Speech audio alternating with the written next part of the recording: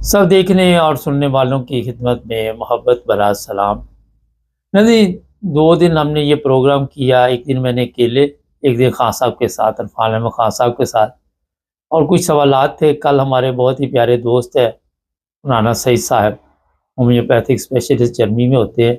उनकी भी कॉल आई किसी ने उनसे कहा कि हमें इंफॉर्मेशन अगर मिल जाए तो बेहतर है। और फिर मैंने कहा था कि मैं चेक करता हूँ और फिर आपको बताता हूँ। सोचा गया कि क्यों ना ये प्रोग्राम ही कर दिया जाए, लोगों को फ़ायदा हो जाए, दूसरे जो भी हैं। तो ये जनाब सवाल इसमें ये पूछा गया था कि जिनके पास सियासी पनाह वाले पासपोर्ट है या पाकिस्तानी पासपोर्ट पे ओपन थाट अलावनेस है, उनको वीज़े की ज़रूरत है या नहीं है। तो जनाब जो अभी तक की इतला है वो मैं आपको बता देता हूँ। जो ई वीज़ा, जिस तरह जर्मन पासपोर्ट होल्डर है, यूरोपियन पासपोर्ट जिनके पास है, हॉलैंड, बेल्जियम, किसी भी कंट्री का जो 27-28 ममालिक हैं, अभी उनके लिए ये जो वीज़े की जो परेशानी बनी हुई थी कि सारा 18 यूरो देते थे, 20 यूरो के करीब, वो ख़त्म किया गया। और जो इंग्लैंड वाले थे, ये जब वहाँ पे जाते थे तो एक स्टैंप लगाई जाती थी और 3 माह तक के लिए ये वहाँ पे रह सकते थे। फिर सवालात बड़े करते थे वो, कई दफ़ा किसी को नहीं पूछते थे, किसी को पूछ लेते थे। और मैं कल ही यहाँ ऑफिस बैठा हुआ था, तो एक मेरे दोस्त है, वो कहने लगे कि यार मैं पिछले दिनों जर्मनी गया था ब्रिटिश पासपोर्ट पे। तो बड़े उन्होंने सवालात किए, कहने लगे कहाँ रहना आपने, क्यों आए हैं, किस मकसद के लिए आए। तो ये जंजाल पूरा जो है सवालात का ये ख़त्म हो गया, कोई स्टैंप नहीं लगेगी। आप बेधड़क होके जाएँ, गाड़ी पे जाएँ, आएँ जाएँ, और कोई उसमें कोई परेशानी नहीं होगी।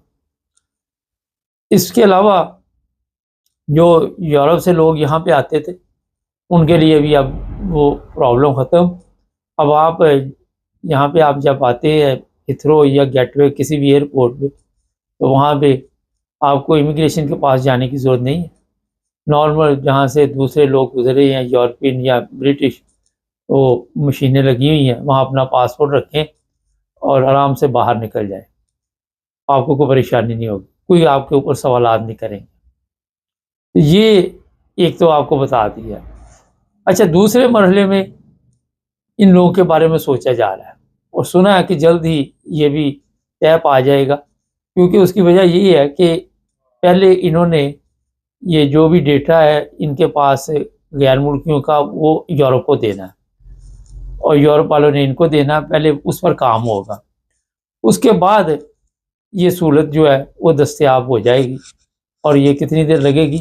अच्छा, ये जो प्रोजेक्ट है ये 2 साल के लिए है। जो लोग 18 से 30 साल तक के काम के लिए आएंगे यूरोप से यहाँ और यहाँ से यूरोप, तो 2 साल तक ये चेक करेंगे और ये एक लिमिट में होगा। बताया जाएगा, फ़र्ज़ करें 1000, मैं मिसाल दे रहा हूँ अभी आपको, 1000 अगर इंग्लैंड के वहाँ पे गए हैं या 1000 उधर से इधर आए हैं, तो कितना कामयाब सिस्टम चला है। अभी इसके ऊपर एक नज़र रखी जाएगी और कोई कोटा मुकर्रर किया जाएगा। लेकिन उसके बाद देखेंगे कि इस पर कोई फ़ायदा हुआ है लोगों को, कोई और मुल्क को कोई फ़ायदा हुआ है। क्योंकि यहाँ पे जो इंग्लैंड वाले, इनका भी मसला ऐसा है कि यहाँ पे जो लोग भी रहते हैं, वो आपके इल्म में है कि जो कि ज़्यादा गैर मुल्की रहते हैं, उनके लिए ये परेशान है गवर्नमेंट।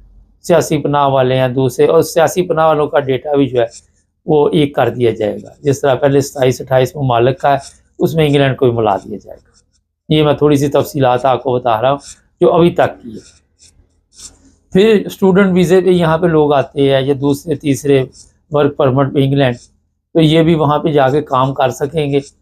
लेकिन ये बाद में, अभी जैसे ही ये पहला स्टेप चलेगा फिर दूसरे पे आएंगे, और जो वहाँ पे हैं वो यहाँ आके काम कर सकेंगे। कब तक? कहा जा रहा है कि जल्द ही इसका भी ऐलान हो जाएगा। और भी बेशुमार ऐसी चीज़ें हैं, कोई 12-13 ऐसे मसले हैं जिनके ऊपर काम हो रहा है। फिर जो क्राइम, मैंने कल ही बताया था, क्रिमिनल लोग हैं, वो वहाँ से इधर आके छुप जाते थे, इधर से उधर जाके उनको पकड़ा जाएगा। ये मुश्तरका ऑपरेशन पुलिस करेगी और ऐसे लोगों के लिए फिर ज़ाहिर है जो भी कवानीन होंगे उसके मुताबिक सलूक किया जाएगा। तो जनाब ये अभी आपको जो 2-3 चीज़ें बता दी हैं, कल मुझे लोग पूछ रहे थे, तो मेरा नहीं ख्याल आप किसी वीज़े की ज़रूरत है और आप बेधड़क होके आए, कोई आपको पैसे खर्च करने की ज़रूरत नहीं, कोई ऐसी परेशानी नहीं। अच्छा, एक बड़ा अहम यहाँ पे मसला है कि जो 30 साल तक की 18 से 30 साल तक, उनके लिए लोग पूछते हैं जी क्या फ़ायदा उठा सकते हैं? बहुत फ़ायदा उठा सकते हैं, जैसे दुबई में भी तो जाते हैं लोग काम करने। तो यहाँ के जो लड़के लड़कियाँ होंगे, वो यूरोप में जाके किसी भी जगह पे काम कर सकते हैं और जो यूरोपियन है, वो यहाँ पे आके काम कर सकते हैं। तो मुझे कल एक और सवाल किसी ने किया था जी ये 30 साल तक के क्यों? वजह ये है कि यहाँ पे जो बेनिफिट सिस्टम था पहले यूके में, उससे लोगों ने खूब पिकनिक मनाई। जर्मनी से भी, यूरोप से भी, पूरी दुनिया से लोगों जो यूरोपियन थे यहाँ पे आए और उन्होंने इनकी अच्छी मजी ठोकी यहाँ पे। मैं सही बता रहा हूँ, जो लोग यहाँ पे रहते हैं उनको पता है कि ये इलाके ऐसे हैं कि वहाँ पे तो मौजें ही मौजें थी। फिर लोग यहाँ पे जर्मनी से आए, जर्मनी के कवानीन सख्त है, फ़र्ज़ करें या हॉलैंड के सख्त है या बेल्जियम के सख्त है या किसी और मुल्क के, तो यहाँ पे आके उन्होंने अपने घर-बार खरीद लिए और अच्छी ज़िंदगी गुज़ार रहे हैं। अब थोड़ा-सा जो महँगाई का मसला उस तरफ आ जाते हैं। जब से यूरोपियन यूनियन से बाहर निकला इंग्लैंड, उस वक़्त से यहाँ पे महँगाई बहुत हो गई। उसकी वजह ये है कि चीज़ें जो हैं वो यूरोप से नहीं आ रही थी। अब जो इंग्लैंड जो पैदा करता है चीज़ें, वो यूरोप में जाएँगी और यूरोप की वो जो चीज़ें वहाँ की होंगी, वो यहाँ पे आएगी। इस बार अभी क्लियर बात सामने मेरी समझ में नहीं आई, मगर लोगों के ज़हन में है कि जिस तरह पहले यहाँ से दूसरी चीज़ें भी, फ़र्ज़ करें इंडियन स्टोर होते थे, लोग उधर अपनी दुकानों के लिए सामान ले जाते थे, उस पर शायद पाबंदी रहेगी। सिर्फ़ यही चीज़ें होंगी जो यूरोप में पैदा होती हैं या जो यहाँ पे इंग्लैंड में पैदा होती हैं, इस पर कोई ड्यूटी नहीं होगी। ट्रकों की लाइनें लगी होती थी लंबी-लंबी, शायद उस पर भी कोई फ़र्क पड़े। और इसके अलावा आपस में मकसद ये था, जिस तरह कल खान साहब ने बताया था कि रूस जो है वो कोई मुआहदा करने के लिए तैयार नहीं है, तो सोचा ये गया कि क्यों ना हम इकट्ठे हो जाएं और इसी में फ़ायदा है ताकि हमारा जो डिफेंस सिस्टम है वो बेहतर हो जाए।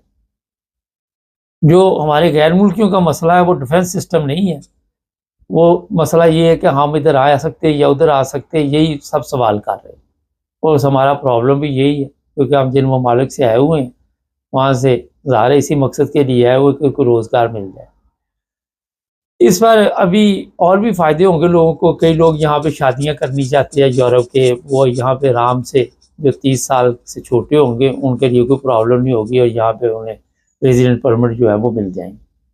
जो यहाँ के यूरोप में जा करते हैं उनके लिए भी नहीं, क्योंकि पहले इसकी रिक्वायरमेंट भी थी कि आपको जर्मन ज़बान आती हो फिर आपको यहाँ का वीज़ा मिलेगा, और यहाँ भी इस तरह के सवालात थे कि आपकी इनकम इतनी हो। तो ये पाबंदी जो है 18 से 30 साल के लोगों के ऊपर नहीं होगी, दूसरे लोगों के ऊपर अभी उसी तरह होगी।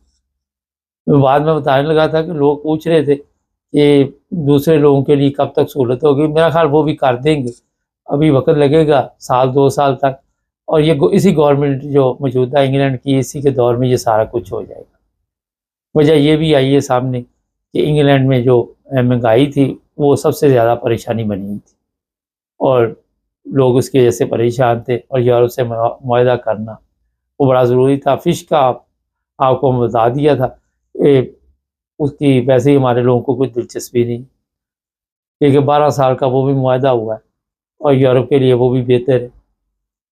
नहीं, जैसे-जैसे अपडेट आती रहेंगी वैसे-वैसे आपको बताते रहेंगे। अगर कोई सवाल हो तो कमेंट्स में भी लिख के आप पूछ सकते हैं।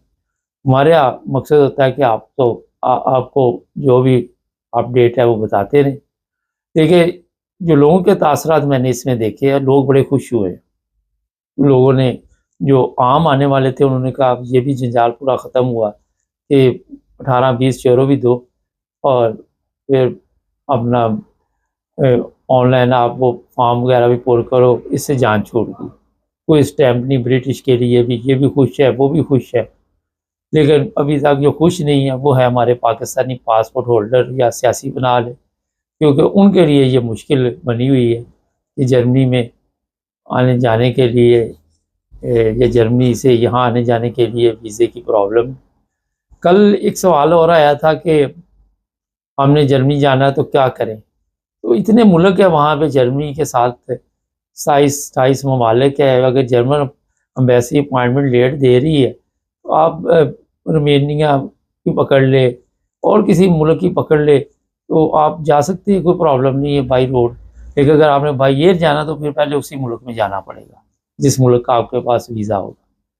तो ये आसान हल है, क्योंकि अगर एक मुल्क में फ़र्ज़ करें जर्मनी वगैरह की एम्बेसी में अपॉइंटमेंट नहीं मिल रही तो किसी और की पकड़ के आप ले लें वीज़ा।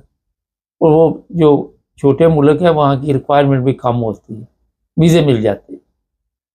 चैनल को सब्सक्राइब कर लें, जुड़े रहें हमारे साथ।